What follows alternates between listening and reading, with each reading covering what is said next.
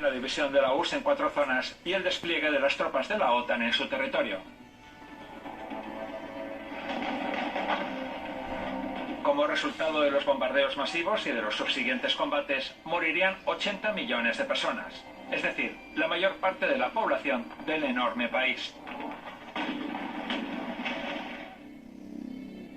Básicamente fueron versiones actualizadas del Plan General del Este de los nazis, que suponía el exterminio de millones de eslavos. Y al igual que en tiempos de la Segunda Guerra Mundial, cuando gran parte de Europa se alió contra la URSS,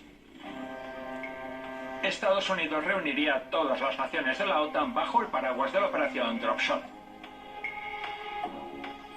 Sin embargo, en 1949, la URSS desarrolló su propia arma nuclear. Los planes de aniquilación del país tuvieron que posponerse por tiempo indefinido. Pero la idea seguía siendo la misma. Estados Unidos debía ser visto como el mayor jugador en la arena internacional. Y todo el que pensara diferente debía ser borrado de la faz de la Tierra. La Unión Soviética como tal ya no existe. Es un triunfo de la democracia y la libertad. Estos acontecimientos favorecen claramente a nuestros intereses nacionales. George Bush. Tras la desintegración de la Unión Soviética, Rusia básicamente se sirvió en bandeja de plata. Uno solo tenía que ir y llevarse una parte del país y de sus recursos. Lo que ocurrió en Rusia en los años 90 del pasado siglo solo puede calificarse de saqueo.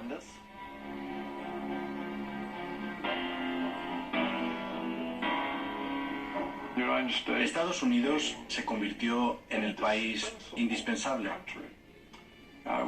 Un país con un pueblo excepcional y cuya obligación era señalar el camino a todos los demás países. Esa fue la nueva o la renovada excusa para respaldar las agresiones estadounidenses en el mundo. Sirvió para justificar los 20 años de guerra en el Medio Oriente en el siglo XXI, con ataques a 7 países. Todas las políticas sobre Afganistán son neocoloniales, al igual que las políticas sobre Siria. Todo lo que se aplica en Oriente Medio, Irán e Irak, es neocolonialismo. La primera y la segunda guerras de Irak no fueron guerras de liberación, ni tampoco luchas para salvar al pobre Kuwait del malvado Irak. Había que derrocar a Saddam Hussein. Había dado la espalda a Occidente y quería que sus reservas de petróleo estuvieran disponibles en divisas que no fueran el dólar. Lo mismo sucedió con Gaddafi en Libia. La primavera árabe, los acontecimientos en Egipto, Túnez y Siria ayudaron a desestabilizar toda la región. Y una región desestabilizada es más fácil de controlar.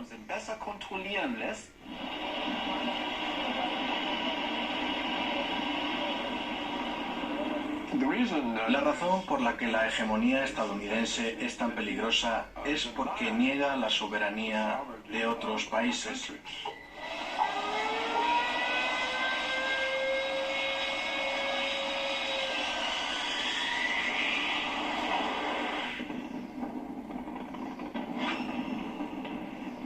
De marzo de 1999. El día de la destrucción de Yugoslavia, transmitida en directo por televisión.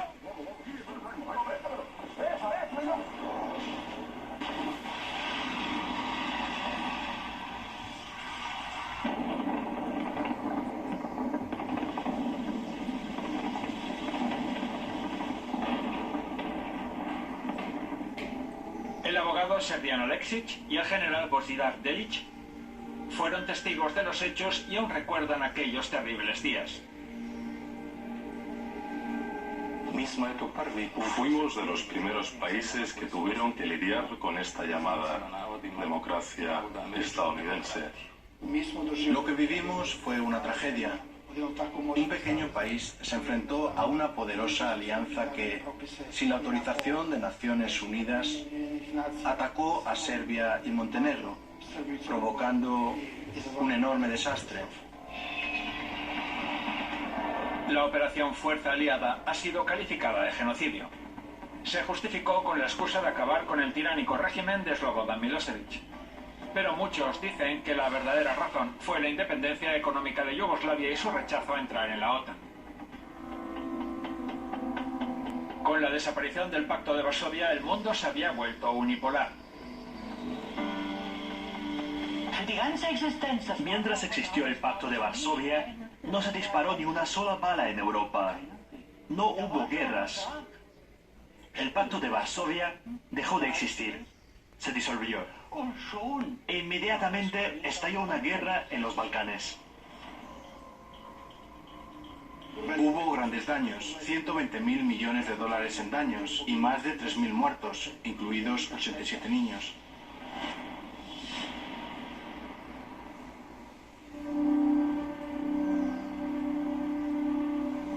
En otoño del año 2000, el Tribunal de Distrito de Belgrado celebró una audiencia sobre una demanda contra quienes dieron la orden de bombardear Yugoslavia.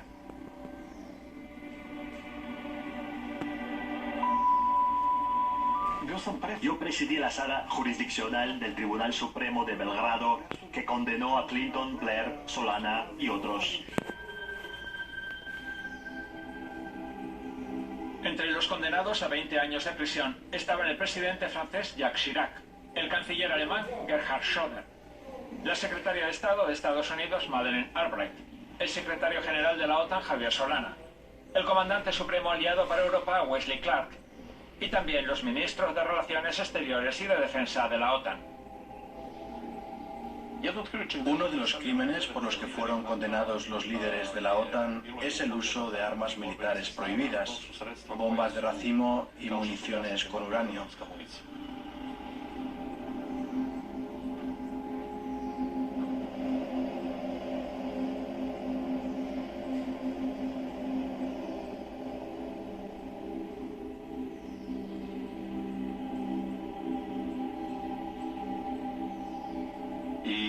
A consecuencia de ello, mucha gente enfermó de cáncer debido a la exposición al uranio empobrecido. 10 años después del bombardeo, enfermé. Los médicos dijeron que los tumores que me extirparon aparecieron por culpa del uranio empobrecido. En Bruselas se me presentó la oportunidad de hacer una pregunta a Wesley Clark, el comandante de la OTAN. Lo llamé criminal a escala global, porque eso es lo que es en realidad.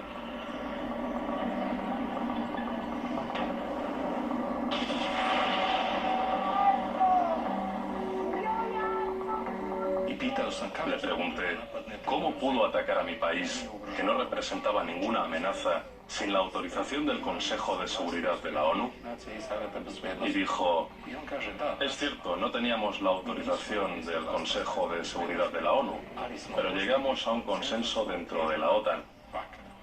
Esas fueron las superficiales declaraciones del hombre que dirigió la fuerza más poderosa del mundo contra un país 1000 veces más débil, que no amenazaba a ningún país miembro de la OTAN, sino que solo trataba de resolver sus propios problemas internos en su propio territorio.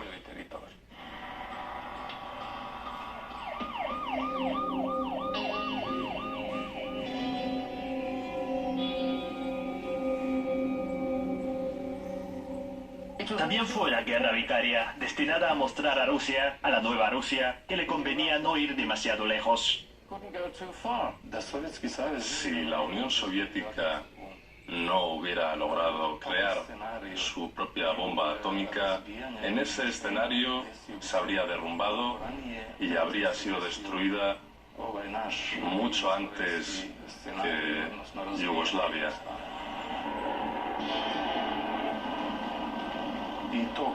Lo que dicen de que las armas nucleares garantizan la soberanía de un país es Completamente cierto.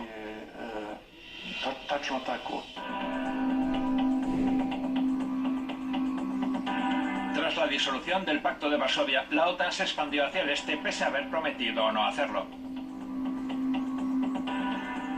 Pero lo hicieron. La OTAN dijo, ¡ja! Ya es nuestra. Nos vamos al este. El derecho internacional existe mientras satisfaga los intereses de Estados Unidos, si no, deja de existir. De modo que, en rigor, no hay nada que pueda llamarse derecho internacional. Tras la disolución de la Unión Soviética, Estados Unidos rodeó a la nueva Rusia con un cinturón de naciones hostiles.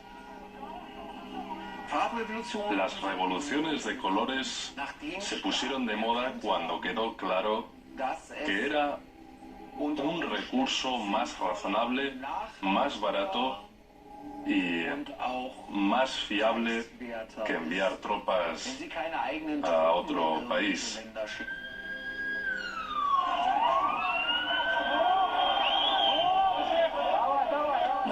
Las revoluciones de colores son una estrategia destinada a derrocar esos regímenes e instaurar estados títeres sobre los que desde ese momento resulta muy fácil influir. Kirguistán, Georgia, Ucrania, todos se convirtieron en objetivos de George Bush padre, que había sido vicepresidente con Ronald Reagan. Gastaron cientos de millones de dólares de sobornos. Dieron ese dinero a países a cambio de que se sometieran y asumieran los objetivos militares, económicos y políticos estadounidenses. Se está formando un anillo de bases militares de la OTAN alrededor de Rusia. Estados Unidos y la OTAN tienen más de 600 bases militares en todo el mundo. Rusia solo tiene 18, pero Occidente sigue afirmando que Rusia alberga intenciones agresivas. Para hacerlo es preciso convertir a los rusos y a la URSS en un monstruo terrible que quiere apoderarse del mundo. Fue una estrategia deliberada lo de crear la imagen de una Unión Soviética deseosa de conquistar el mundo, algo que no era el caso entonces, ni lo es ahora. La OTAN debió desaparecer, así que quisieron darle una razón de ser.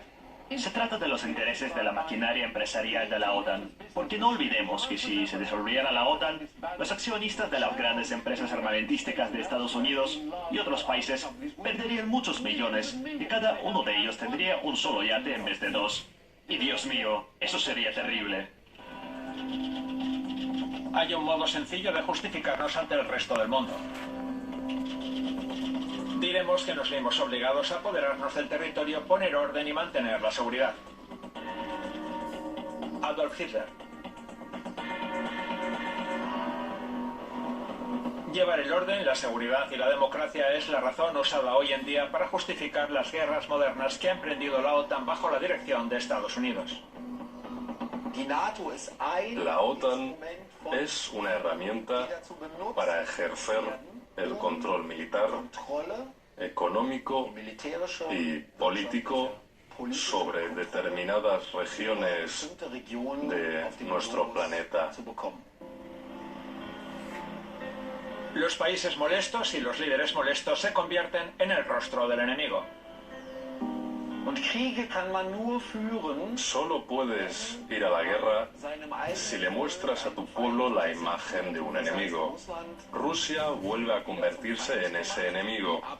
El rechazo a la vacuna rusa, las sanciones impuestas a Rusia por la llamada anexión de Crimea y la supuesta presencia militar en Donbass, la política relativa a Navalny o a los Skripal y el caso Novichok, todo eso era preciso con el único fin de crear la imagen de un enemigo. Así de simple. Todo eso podría ser perfectamente quién es su enemigo. Mark Bartelmeier es uno de los pocos periodistas que ha contado la verdad sobre lo que está pasando en Ucrania.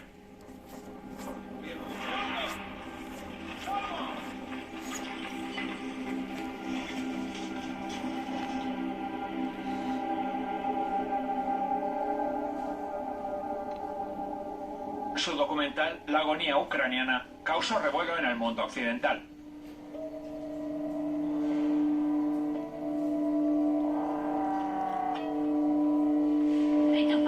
Son fascistas, no son seres humanos, no merecen el perdón, son fascistas, fascistas ucranianos.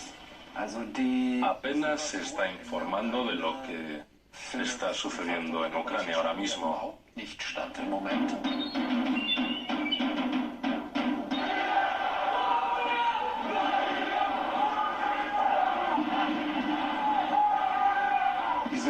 Es obvio que Ucrania se está viendo fascistizada.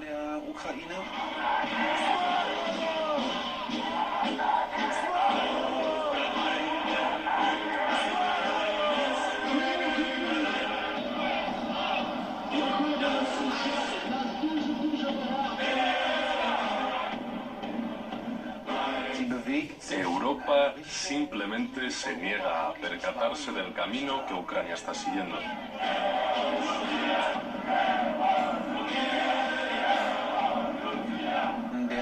Obviamente la culpa la tiene la propia Europa, al igual que Estados Unidos, porque son ellos los que han dejado el país en estas condiciones. Después del estreno de su documental se abrió una investigación contra Mark. La información que dio el periodista no se ajustaba a la posición oficial de Occidente. El Servicio Secreto Interno de Alemania y la Oficina para la Protección de la Constitución se interesaron por mí. Por eso ya no pude trabajar para periódicos y cadenas de televisión locales como hacía antes. Se me presentó como un propagandista ruso a sueldo del Kremlin. Hasta cierto punto este documental ha cambiado mi vida, pero no lo lamento.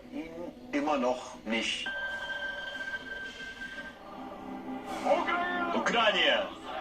¡Ucrania! ¡Ucrania!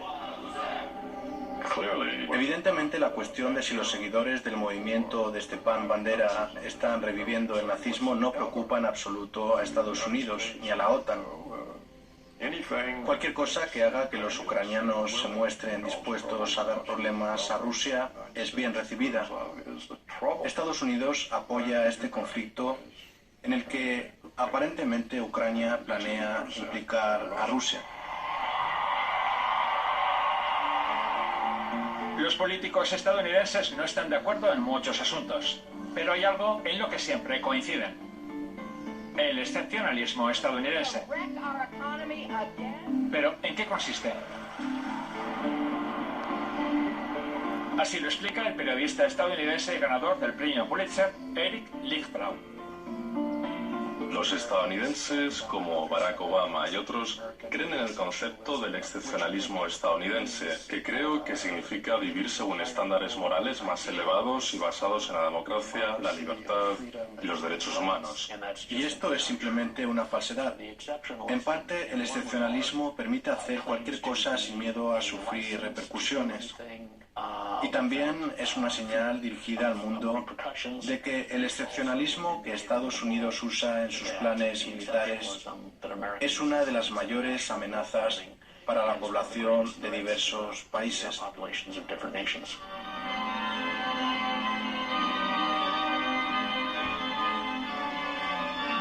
Las formas de hacer la guerra se han vuelto cada vez más sofisticadas. Las conquistas coloniales del pasado han cedido el paso a nuevas tácticas. Hoy esto se hace más por medios comerciales, o más bien económicos. No destruyen edificios, fábricas o puentes, pero sí destruyen sociedades. Muchos jóvenes polacos se han ido del país, y este proceso de destrucción de la sociedad eslava sigue adelante.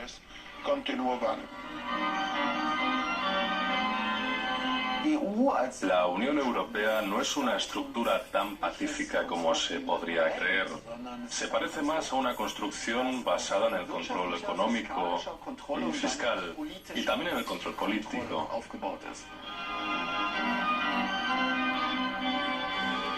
Por ejemplo, Alemania y Francia a menor escala explotan a otros miembros de la Unión Europea, como Grecia o Croacia. Cualquier sitio donde Alemania pueda hacer grandes negocios es una forma de explotación. ¿Podría considerarse que la economía de Grecia fue arruinada por la Unión Europea? Sí, lo fue. Fue arruinada por la Unión Europea. Es la realidad. Fíjense en cuántos griegos se han ido del país. Es vergonzoso. ¿Cuántos jóvenes se han ido? Es una vergüenza.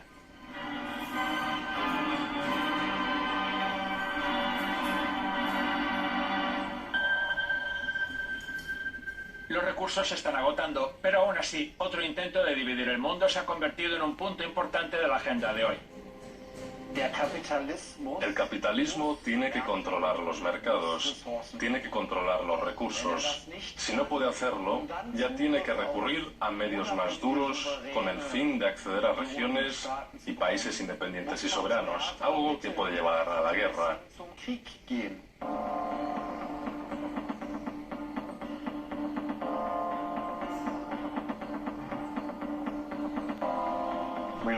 Ahora estamos en una situación en la que Estados Unidos le ha dado a Ucrania garantías militares contra la intervención rusa si Ucrania reanuda su invasión del Donbass. Por eso, sí, está claro que nos dirigimos a una guerra si los ucranianos se toman esas garantías en serio, como los polacos también se tomaron las de los británicos en 1939. Entonces, sin duda, la guerra podría estallar en cualquier momento.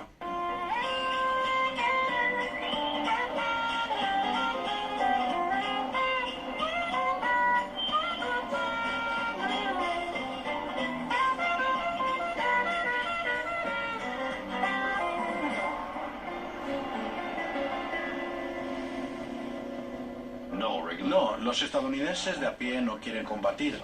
Están hartos de la maquinaria bélica. Pero la guerra es un negocio y los negocios son algo bueno. Esa es la realidad a la que nos enfrentamos y eso es fascismo.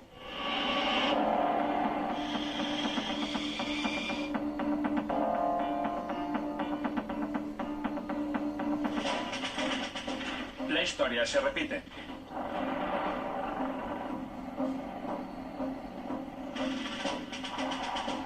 Como en 1941, cuando las tropas de Hitler y sus cómplices europeos se concentraron en la frontera soviética, hoy las de la OTAN, dirigida por Estados Unidos, se agrupan en las proximidades de la frontera rusa.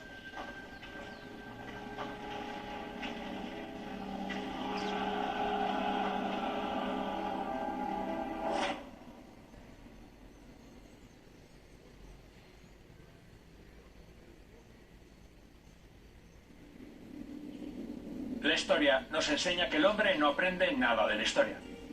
Hegel.